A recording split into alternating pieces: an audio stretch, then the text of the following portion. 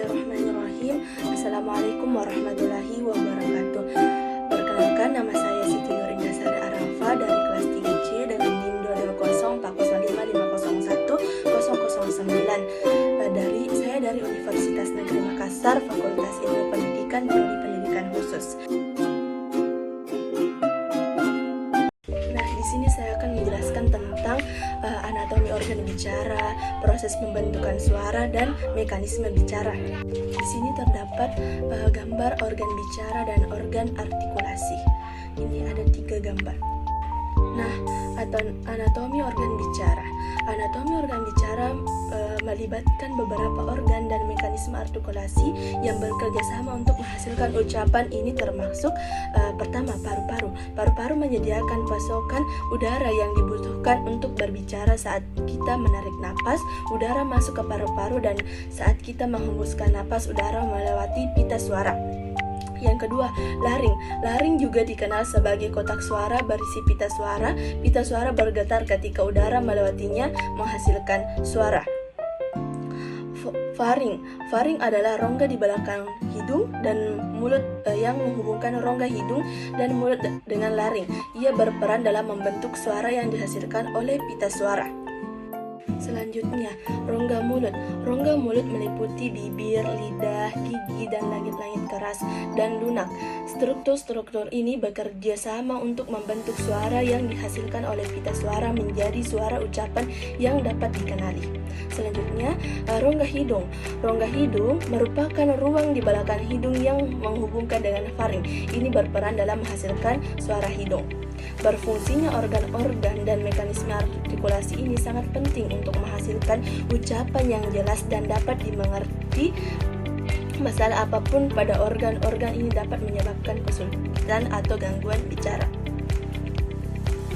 Dan yang kedua, proses pembentukan suara. Proses pembentukan suara pada manusia dapat dibagi menjadi 3 bagian.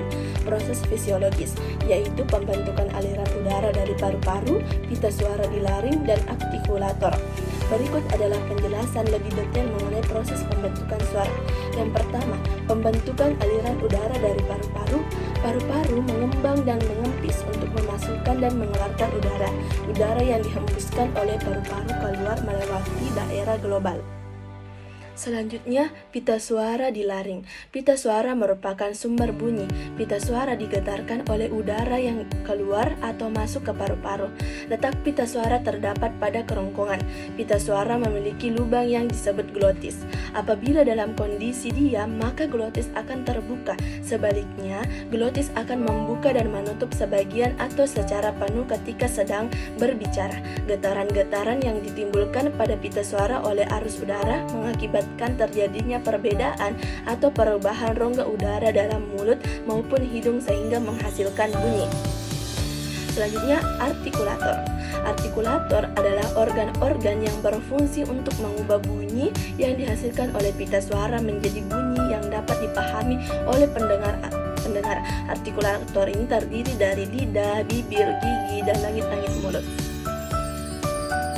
Nah, yang ketiga, mekanisme bicara. Mekanisme bicara adalah cara kerja dalam berkata, bercakap, atau berbahasa. Proses ini melibatkan beberapa tahapan, antara lain yang pertama, penerimaan suara. Telinga bagian luar atau daun telinga dan gendang telinga menangkap getaran-getaran suara atau bunyi, kemudian mengirimkan suara ke dalam. Yang kedua, penerusan suara.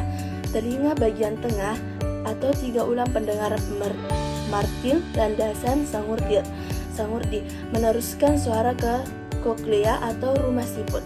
Ketiga, seleksi suara. Telinga bagian dalam, koklea atau rumah siput menyeleksi suara. Selanjutnya, penerusan suara ke otak. Telinga bagian dalam atau ujung syaraf pendengaran di korti dalam koklea meneruskan suara ke susunan syaraf pusat otak atau bagian Wernicke. Selanjutnya, pemahaman suara. Hasil getaran suara dapat diingat dan dipahami namun belum ada reaksi motorik. Reaksi motorik, hasil getaran suara dapat diingat, dipahami, dan disertai reaksi motorik seperti berbicara. Selain tahapan-tahapan di atas, ada juga model berbicara yang merupakan contoh acuan atau ragam yang dihasilkan dari aktivitas berbicara. Salah satu model berbicara adalah model berbicara searah, di mana pendengar menjadi mitra bicara yang pasif dan tidak dapat memberi umpan balik dari informasi yang disampaikan. Pembicara dalam bicara, manusia juga menggunakan ekspresi wajah, gerakan tubuh, dan intonasi suara untuk menyampaikan makna pembicaraan. Misalnya, mata melotot dapat diartikan sebagai tanda marah, mata sayu dapat diartikan sebagai tanda sedih, dan bibir, muka, serta hidung dapat memberikan makna bahwa seseorang sedang serius, sedih, atau gembira. Pembicara yang profesional mampu membawa perasaan pendengar melalui intonasi yang gaya bicaranya, sehingga dapat mengarahkan pendengar agar sedih, gembira, menangis, atau tertawa. Nah, itulah tadi penjelasan 3 topik anatomi organ bicara, proses pembentukan suara, mekanisme bicara. Sekian dari saya. Wassalamualaikum warahmatullahi wabarakatuh.